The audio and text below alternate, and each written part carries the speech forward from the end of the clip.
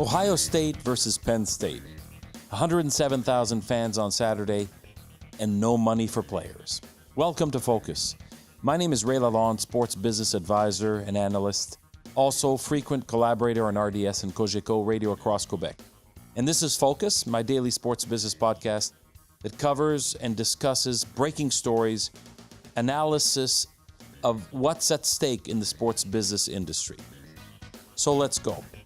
The biggest game of the year in college football, and a lot of money, between over 107,000 fans, national television, and two of the most profitable programs in the nation. This is what's coming up on Saturday. So why are college athletes not being paid?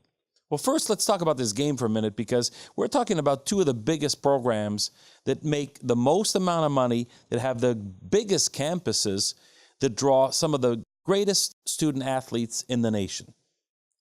107,282 is the capacity at Beaver Stadium, State College, Pennsylvania. That's a stadium I'm very familiar with. In 2016, Penn State blocked a field goal near the end of the game and won it 24-21. Last year, in Columbus, Ohio, after trailing 28-10, Ohio State came back and won the game with a touchdown pass with 1:48 to go, 39-38. This is the makings of one of the best active rivalries in college football.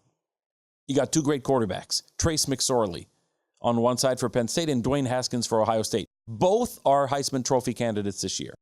Both teams score a ton of points. Both teams are used to the big-time sports. Tomorrow night will be a whiteout at Penn State. The Saturday night will be a whiteout at Penn State on ABC. Everybody's going to be in white. Everybody's going to be cheering for the Nittany Lions. There's going to be so much money. The tickets today on secondary markets cost, at the lowest level, $260 US. And you can buy tickets for $1,000 or more. But that's not the real face value of the ticket. I'm going to take the face value of the ticket. It ranged from $40, $45 to about $100. The point is that let's say we take a low average of $50 a ticket on average. When you have 107,000 seats, that's a $5.4 million gate. But if that ticket average is higher than $50, you're moving closer to $7, $8, or $9 million for one home game.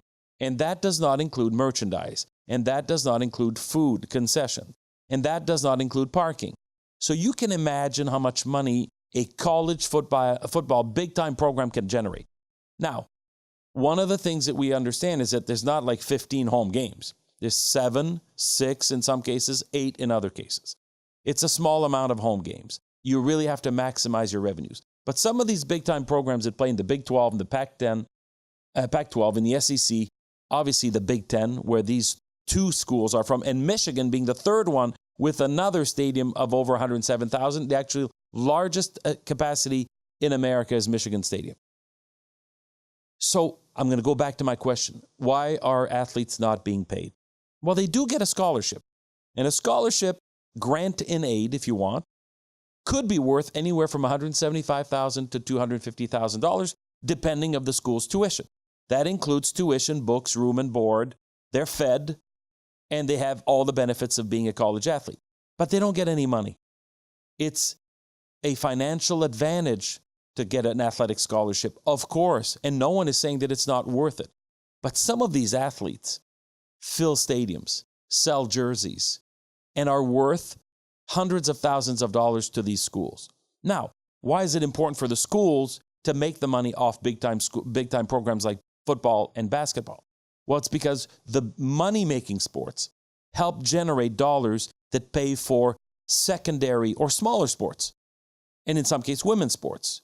And by virtue of Title IX, women's sports can get those athletic scholarships at the same level as men.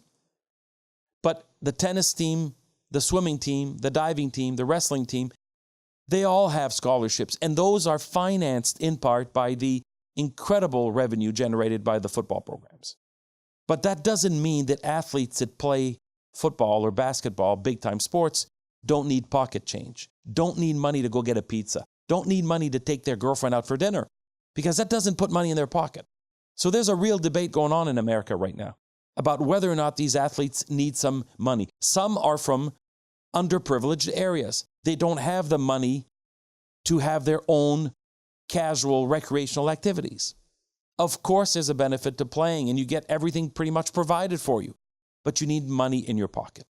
And the reason why there's been so many controversies over the last 25 years is because agents, boosters, and people try to find ways to contribute to athletes, providing them with benefits that are not accepted by the NCAA. The NCAA is very strict, very regulated, overzealous in many cases, but it has to be if it's going to protect the integrity of the game.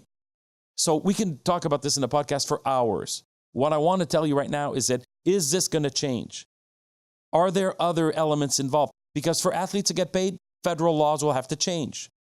You have to be able to decide, okay, is it only football players that get paid?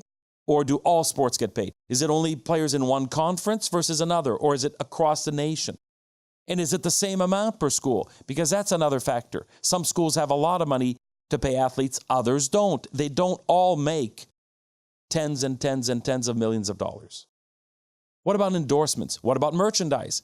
Could athletes get paid for the jerseys that are sold with their name on them?